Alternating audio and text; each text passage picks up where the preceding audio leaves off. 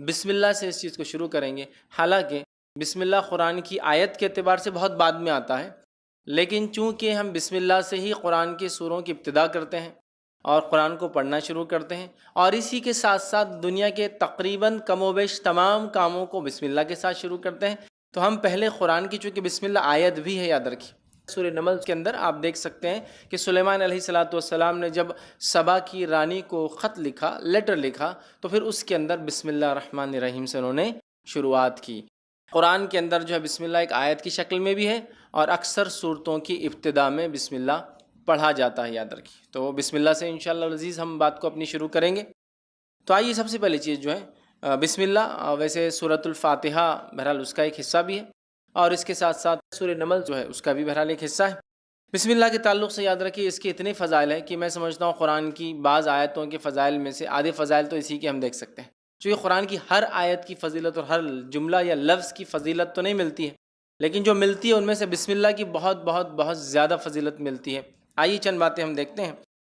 نبی اکرم صلی اللہ علیہ وسلم نے بسم اللہ کے تعلق سے بیان کیا، اس میں سے ایک جو ابن ماجہ کی روایت ہے، آپ صلی اللہ علیہ وسلم فرماتے اور کہتے ہیں کہ جس کھانے کو بسم اللہ الرحمن الرحیم پڑھ کر جو ہے کھایا جائے اس میں برکت پڑ جاتی ہے، مطلب کھاتے وقت انسان بسم اللہ الرحمن الرحیم پڑھ کر کھائے تو اس کھانے میں اللہ تعالیٰ برکت دے دیتا ہے۔ ابن ماجہ کی روایت ہے، اور وحشی رضی اللہ عنہ فرمایا اللہ کے رسول صلی اللہ علیہ وسلم ہم کھانا کھاتے ہیں لیکن سیر نہیں ہوتے، کھانا تو کھاتے ہیں لیکن سیر نہیں ہوتے، مطلب مطمئن نہیں ہوتے کھانے کے بعد۔ تو آپ صلی اللہ علیہ وسلم ارشاد فرمایا شاید تم لوگ الگ الگ کھانا کھاتے ہو، مطلب تم لوگ الگ الگ بیٹھ کر کھاتے ہو، تو کہاں ایسے ہی ہوتا ہے؟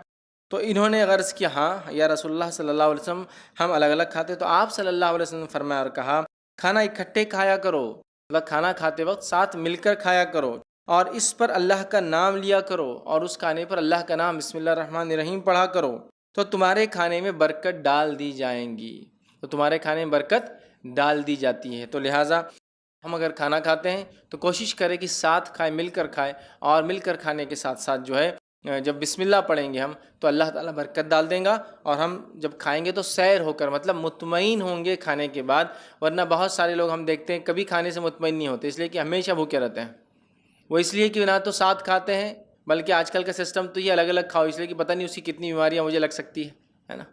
ٹھیک ہے، کچھ بیماریاں ہیں جو لگ سکتی ہے، لیکن وہ بھی اللہ کے حکم سے لگیں گی نا۔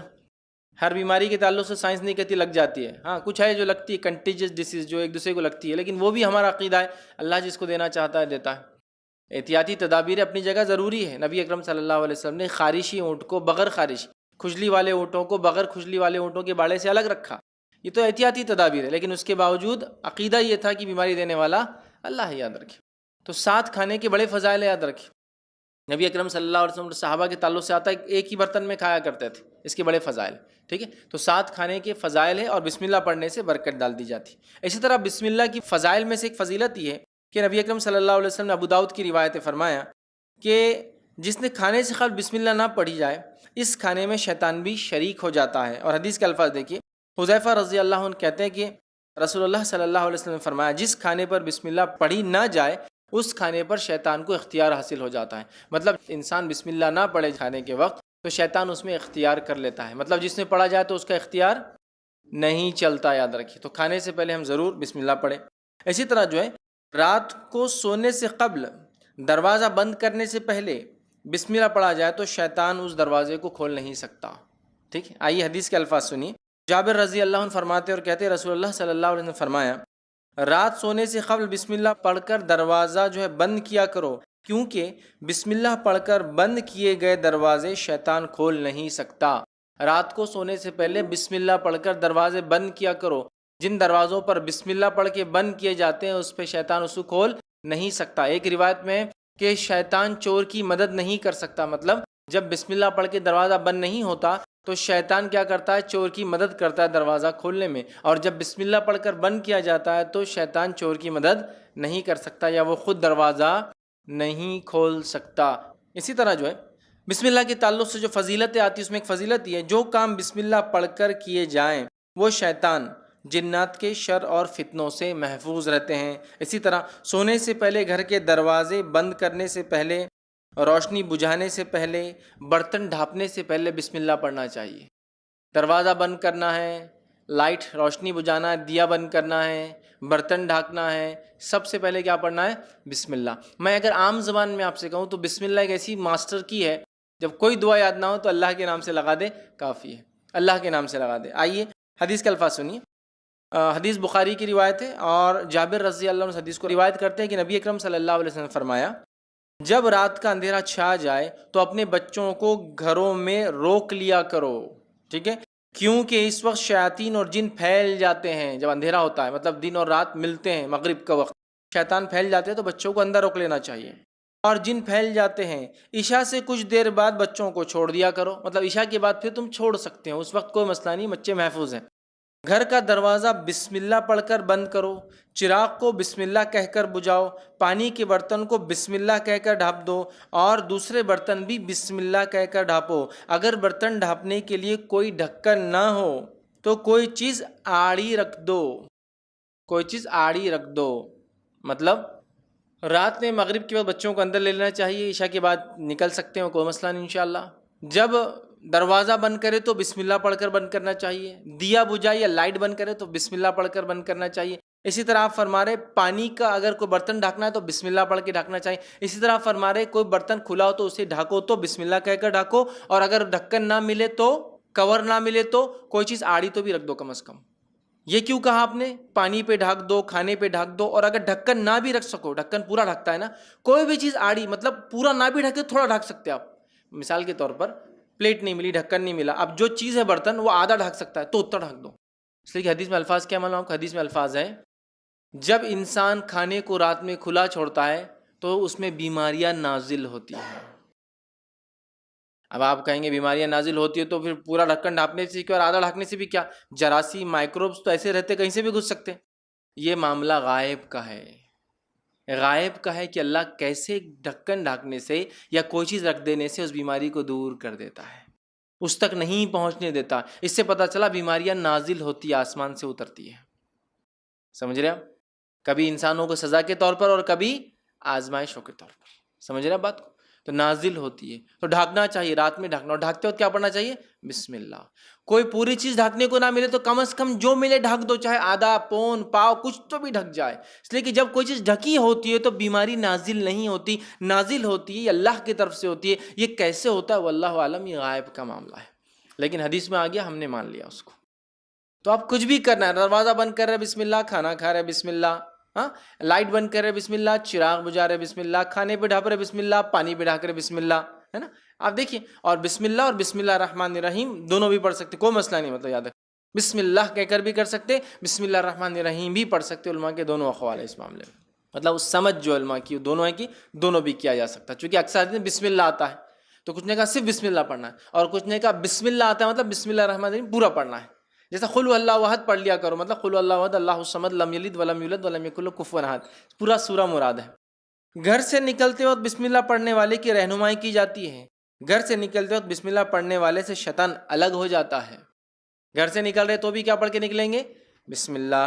آئیے حدیث کے الفاظ، ابو داؤد کی روایت ہے، انس بن مالک رضی اللہ عنہ فرماتے ہیں رسول اللہ صلی اللہ علیہ وسلم فرمایا، جب آدمی اپنے گھر سے نکلتا ہے اور یہ دعا پڑھتا ہے بسم اللہ توکلت علی اللہ لا حول ولا قوت الا باللہ، جب یہ دعا پڑھ کے نکلتا ہے کہ اللہ کے نام سے نکلتا ہوں، اللہ پر بھروسہ کرتا ہوں، گناہ سے بچنے کی طاقت اور نیکی کے حصول کی قوت اللہ کی توفیق کے بغیر کسی میں نہیں، یہ اس کا ترجمہ تھا، جب یہ پڑھ کے نکلتا ہے، اس وقت اس کے حق میں یہ بات کہی جاتی ہے، سارے کاموں میں تیری رہنمائی کی گئی، تو کفایت کیا گیا، سارے کاموں میں اب جو تو گھر سے نکل کے کرے گا تیری رہنمائی کی گئی، تو کفایت، تیرے لیے یہ چیز، یہ دعا کافی ہو گئی، کفایت کر گئی، ہر طرح کی برائی اور خسارے سے تو بچا لیا گیا، بس شیطان اس سے الگ ہو جاتا ہے، اب شیطان کو کچھ باقی نہیں رہتا، شیطان اس سے الگ ہو جاتا ہے، اور دوسرا شیطان اس سے کہتا ہے تم اس شخص پر کیسے مسلط ہو سکتے ہو جس کی رہنمائی کی گئی،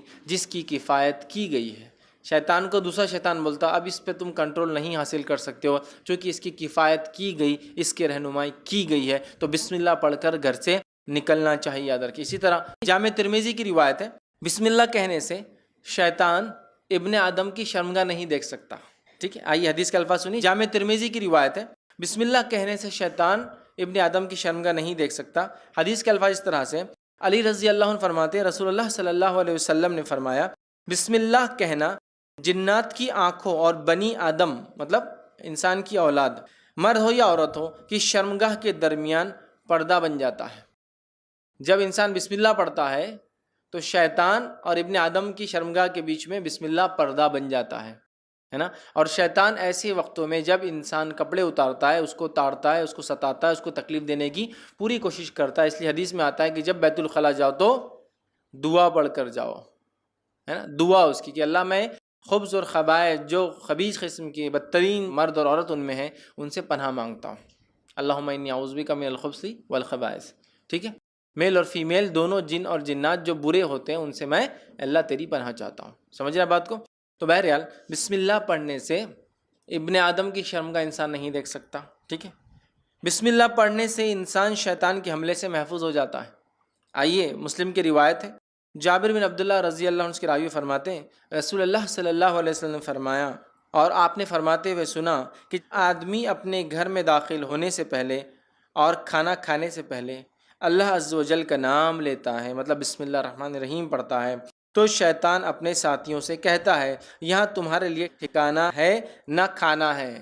جب آدمی گھر میں جا رہا ہے بسم اللہ پڑھ کے جا رہا ہے، بسم اللہ پڑھ کے کھا رہا ہے، شیطان بولتا ہے نہ آج رہنے کی جگہ ہے نہ آج یہاں کھانے کی جگہ ہے تمہارے، اپنے ساتھیوں کو بولتا ہے۔ اور جب آدمی اللہ کا نام لیے بغیر داخل ہوتا ہے تو شیطان کہتا ہے تمہارے لیے رہنے کی جگہ ہو گئی ہے۔ اور جب آدمی کھانا کھاتے وقت بسم اللہ نہیں کہتا تو شیطان کہتا تمہارے لیے کھانے کا انتظام بھی ہو گیا ہے۔ سمجھ رہا؟ تو انسان اگر کھانا کھاتے بسم اللہ نہ پڑھے شیطان بولتا کھانے کا انتظام ہو گیا۔ بسم اللہ پڑھ کر گھر میں نہ داخل ہو تو شیطان کہتا رہنے کا انتظام ہو گیا۔ بسم اللہ پڑھ کے داخل تو لیکن کھاتے وقت نہ پڑھے تو کہتا ہے آج رہنے کا نہیں ہوا لیکن کھانے کا ہو گیا۔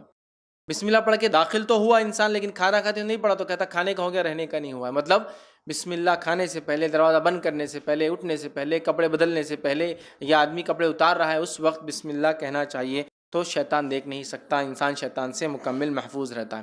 اسی طرح ہم بستری سے قبل بسم اللہ پڑھنے والے میاں بیوی کی اولاد شیطان کے شر سے محفوظ رہتی ہے۔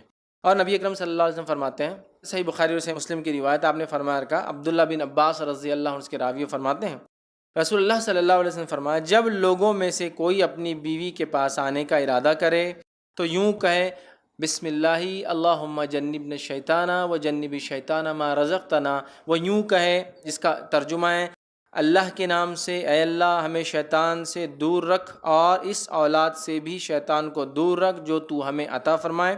بس اگر اس نے ہم بستری کے دوران اس کی قسمت میں اولاد لکھی تھی، مطلب اس ہم بستری سے اگر اس کی قسمت میں اولاد لکھی تھی تو آپ فرماتے تو شیطان اسے کبھی ضر نہیں پہنچائیں گا، نقصان نہیں پہنچائیں گا۔ تو دعا ہمیں سکھا دی، تو ہم بستری سے پہلے، دروازہ کھولنے سے پہلے، دروازہ بند کرنے سے پہلے، کھانے سے پہلے، چراغ بجھانے سے پہلے، لائٹ بند کرنے سے پہلے، لباس بدلنے سے پہلے، اسی طرح حدیث میں آتا ہے وضو سے پہلے بسم اللہ پڑھو، اس لیے کہ اس کا وضو نہیں جس نے بسم اللہ نہیں پڑھا، مطلب بہت ضروری، بڑا اہم ہے۔ وہاں بسم اللہ آ گیا تو گویا بسم اللہ، قرآن سے پہلے ہم بسم اللہ پڑھتے اللہ کے نام سے، گویا ہر کام کو اللہ رب العزت کے نام سے ہمیں شروع کرنا چاہیے۔ اس کی بڑی فضیلت ہے، یاد رکھیں، ٹھیک ہے۔ اسی طرح جو ہے ناگہانی آفت، اللہ ایسی چیز جو ایکسپیکٹ نہیں کیے تھے، آپ نے کوئی آفت آ گئی پر بسم اللہ پڑھی جائے تو اللہ سکینت نازل فرما دیتا ہے۔ اس لیے میں نے کہا بسم اللہ ماسٹر کی ہے، ایک ایسی دعا ہے کہ کچھ نہ آئے تو یہ کر لیجیے آپ، ٹھیک۔ آئیے الفاظ سنیے، یہ جو ہے سنن نسائی کی روایت ہے اور جابر بن عبداللہ رضی اللہ عنہ اس کے راوی فرماتے ہیں کہ غزوہ احد کے روز نبی اکرم صلی اللہ علیہ وسلم جو ہے 12 انصاریوں کے ساتھ الگ تھلگ رہ گئے تھے، اس میں طلحہ بن عبید اللہ رضی اللہ عنہ بھی شامل تھے۔ مشرکوں نے ان کا گھیراؤ کر لیا، آپ صلی اللہ علیہ وسلم ان کی طرف پلٹتے ہوئے فرمایا ان لوگوں سے کون نپٹیں گا؟ حضرت طلحہ رضی اللہ عنہ نے عرض کیا کہ میں ان سے نپٹوں گا۔ چنانچہ طلحہ رضی اللہ عنہ نے تنہا 11 آدمیوں کے برابر قتال کیا، مطلب 11 آدمیوں سے انہوں نے اکیلے لڑا، ٹھیک ہے، اور قتال کیا، حتیٰ کہ آپ کے ہاتھ پر مشرک کی تلوار کی ایسی ضرب لگی، مطلب وہ لڑتے لڑتے ایک مشرک نے ایسی تلوار ماری کہ طلحہ رضی اللہ عنہ کی انگلیاں کٹ گئی، جس ہاتھ میں تلوار تھی وہ انگلیاں کٹ گئی، اور ان کے منہ سے سی کی آواز، انگلیاں کٹ گئی تو آواز نکلی، آدمی تکلیف سے، تو سی کی آواز نکلی۔ رسول اللہ صلی اللہ علیہ وسلم نے ارشاد فرمایا اگر تو بسم اللہ کہتا اگر تو سی کے بدلے اللہ کا ذکر کرتا، بسم اللہ کہتا، تو فرشتے تجھے اوپر اٹھا لیتے، حتیٰ کہ یہ لوگ بھی دیکھتے. ٹھیک ہے. اس کے بعد اللہ تعالیٰ نے مشرکوں کو ناکام کر دیا. تو آپ نے ان کی اس تکلیف پہ فرمایا کہ اگر تو اس تکلیف کی آواز میں کی جگہ بسم اللہ پڑھ لیتا تو فرشتے تجھے اٹھا لیتے اور سارے لوگ دیکھ سکتے اس کو. تکلیف، مصیبت، پریشانی ہے نا، انگلیاں کٹ گئی، ایسی تکلیف آئی جس کا ایکسپیکٹیشن نہیں تھا. تکلیف نہیں تو بسم اللہ. بچہ گرا آپ کا، بسم اللہ. آپ گر گئے، بسم اللہ. ہر جگہ، ہر، اس لیے ماسٹر کی ہے، مطلب ایسی چابی جس سے ہر دروازہ کھلتا ہے نا، ویسی دعا ہے. ہر چیز کچھ، مصیبت، پریشانی، مشکل، کوئی کام شروع کرنا ہے، کوئی کام ختم کرنا ہے، کوئی چیز کھل رہی ہے، کوئی چیز بند ہو رہی ہے، ہر جگہ بسم اللہ، اللہ کے نام سے. چونکہ اللہ کا نام بے انتہا برکت ہے، جس کی کوئی انتہا، کوئی لمٹ نہیں، لمٹ لیس جو اس کے نام میں برکت ہے. ٹھیک ہے. تو اس کو ہم اپنا معمول بنا لیں، بسم اللہ بسم اللہ بسم اللہ کہنے کی ایک عادت ڈالے، یاد رکھ. ٹھیک ہے. تو بسم اللہ کے ویسے بڑے بڑے فضائل ہیں، میں نے یہاں کچھ ہی رکھے، یاد رکھی. اور بھی ہے، وقت نہیں کہ میں ساری چیزوں کو بسم اللہ کی اور کیا کیا فضائل آتے رکھوں، لیکن میں سمجھتا ہوں بہت سارے رکھ دیا. بسم اللہ کی اہمیت پتہ چل گئی. بسم اللہ بڑی اہم چیز ہے. بہت سارے لوگ پوچھتے ہیں کیا ہم دوا کھائے تو بھی بسم اللہ پڑھیں، اس لیے کہ بسم اللہ سے تو برکت آ جاتی ہے. تو بہت سے لوگ بسم اللہ نہیں پڑھ کے دوا کھاتے ہیں، بولتے نہیں بسم اللہ پڑھ کے تو بیماری میں برکت آ جائیں گی. لیکن اگر تھوڑا عقل سے بھی سوچے تو دوا بیماری کے لیے کھاتے یا شفا کے لیے کھاتے ہیں؟